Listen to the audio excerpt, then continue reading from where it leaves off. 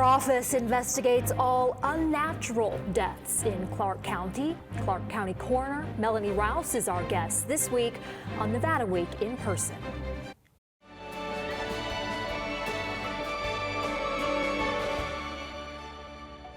Support for Nevada Week in Person is provided by Senator William H. Hernstedt.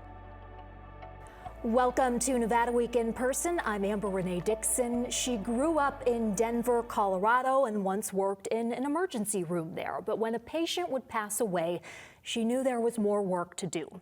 Her curiosity about what happens next to that person and their family led her to pursuing a career in what she calls the other side of medicine. Melanie Rouse, Clark County Coroner, thank you for joining Nevada Week in Person. When I just said that, the other side of medicine, that must be inside jargon, right? So we really do consider decedents to be our patients. So we are caring for them in providing that last diagnosis due to their death. Oh boy, good to have people like you who want to be part of this profession. I think we have an incredible team at the Clark County Coroner's Office that works very hard to really find those last pieces of closure and to determine what happened to people. I imagine, and correct me if I'm wrong, that this would be a position that may not be appreciated until it's needed. A family member may not know how important you are going to be to them at some point in their life. Well, I don't know how about that. We unfortunately encounter people on the worst days of their lives, often under very unexpected circumstances. And I think just knowing that we do care about what we're doing and that we're compassionate about it and that we have empathy towards them, I think is incredibly important. And I guess I'm more referring to the answers that you can provide, which would be, I mean, give me an example of sometimes people have no idea what happened. So I think it's determining cause and manner of death and the underlying questions that people may have related to that as to how did somebody end up at this point in their life being deceased. What drew you into medicine in the first place? So I think, growing up in a household that was ran by a nurse was a big part of that. So I had an interest in medicine from very early on, and then starting my career looking at both the legal side of things as well as the medical side. This kind of seemed to be the best balance of both worlds. Will you elaborate on the legal side? What stood out to you? So I do have a background in criminal justice studies. So this allows us to not only answer questions, but as an independent agency conducting investigations, we are a neutral party that makes our determinations to provide information to those that need it, including community stakeholders, such as like our district attorneys and law enforcement agencies, as well as the community as a whole. What is the typical education path for someone who ends up becoming a coroner? So I think that the education varies greatly across the country. There are various different positions in coroner offices that are elected. I am an appointed individual. I started my career in medicine and also working as a medical legal death investigator, and then eventually becoming certified as a fellow of the American Board of Medical Legal Death Investigations. Will you tell me about those communications with family members? This is something that you've been doing for a long time. Do you remember those first calls you had to make and what they were like? So I think it's important to always remember to approach somebody and let them know what's going on. I think transparency is incredibly important. Being honest and straightforward, being direct with that individual, but also giving them the opportunity to ask questions that they may have. Any lessons learned over the years in best ways to handle those communications? So I think the lessons learned is that we don't use jargon or generic terms. You're very direct about how you communicate with somebody. I also think it's important to be open and honest with them about where you are in the investigation, giving them realistic and reasonable expectations for time frames and turnaround times. Your journey on this path took you from Denver to Arizona, where you worked with the medical examiner there for 15 years. But also while you were there, you were a member of a disaster mortuary operational response team. What does that team do? So I am actually still an active member of the Disaster Mortuary Operations Team. It is under the Assistant Secretary of Preparedness and Response at the federal level.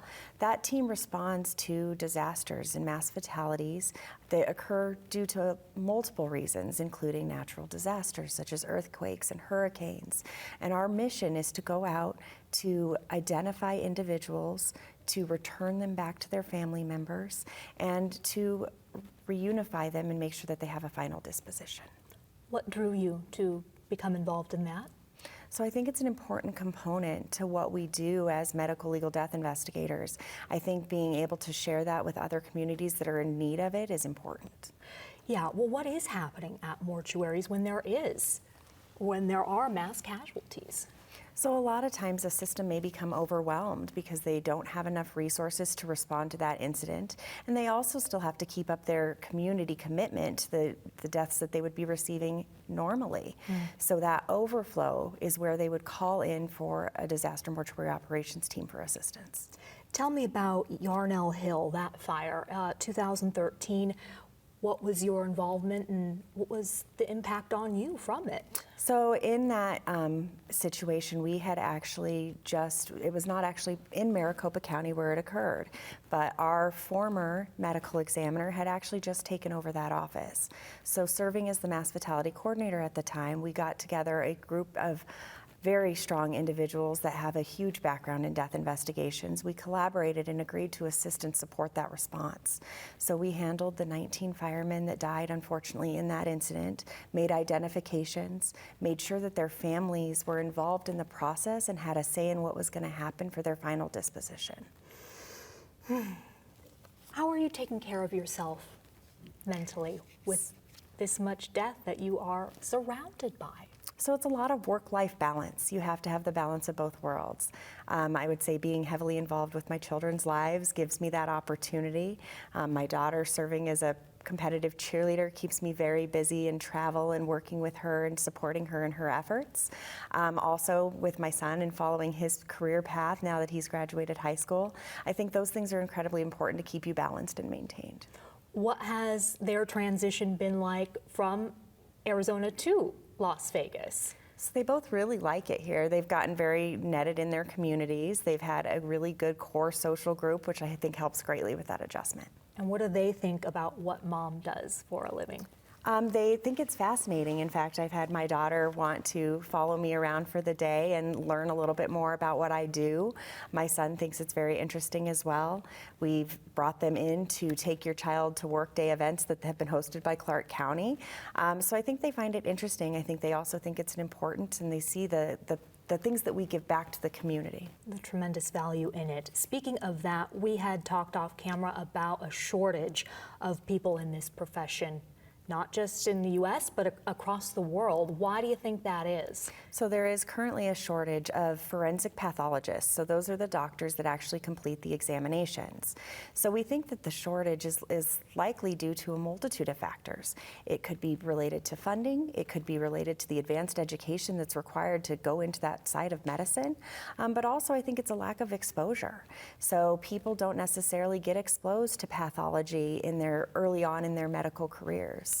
And you have taken some steps to change that, at least here in Las Vegas. How so? So our teams have worked collaboratively with the UNLV School of Medicine to ensure that people are exposed to forensic pathology early on. In fact, we've started a one-day rotation where all of the first-year medical students do rotate through our office to get some level of exposure.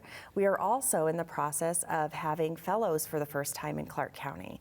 So we got our advanced graduate medical education accreditation. So we now have a fellowship program that we will be starting to have those 5th or 6th year medical professionals come through to learn how to do forensic pathology. That's huge for Nevada, considering the lack of residencies that are available here at the moment.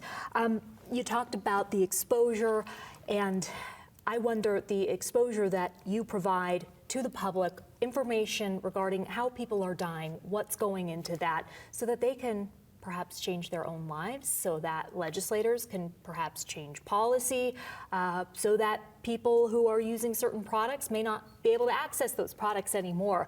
When you think about that, what have been some of the biggest accomplishments that have come out of the recording of this data? So if you think about public safety as a whole piece, a lot of safety measures have come out of medical examiner and coroner offices. Specifically, you think about safety equipment used in the work field. You think about equipment that needs to be maintained and upkept. A lot of that comes out of our information. We also think about product recalls, so taking things off the market that are not safe, such as bumpers and cribs, such as back to sleep campaigns. Things of that all comes out of the information that's collected by us during our investigations. That is important work, and that is one of the pieces of advice that you gave to people interested in this profession. That I got that from the International Association of Coroners and Medical Examiners. They profiled you, they featured you. It was that. It was also never forget the importance of self-care, and then have knowledge of our own biases and be willing to overcome them. What would an example of a bias be that would impact a coroner's ability to do their job? Well, I think it's, again, stressing the importance of us conducting an independent investigation. We should never enter a scene or enter an investigation with a preconceived idea of what may have occurred. I think we need to go in with an open mind. We need to go in and be aware of the sights, sounds, and surroundings and collect that information and make sure we're giving every scene the time and the effort that it deserves. Okay, because you are given some preliminary information, perhaps from the cops, right? And then you want to make sure that you're not just focused on that. Correct. Okay. I also would like to know how your time in this career has affected how you handle death in your own life, in your personal life. Has it impacted that? Well, I would say that a lot of people would reach out to me for advice. They would reach out to me for information, for explaining the processes to them. I would say that's probably the biggest impact. I think death still hits home when it hits home.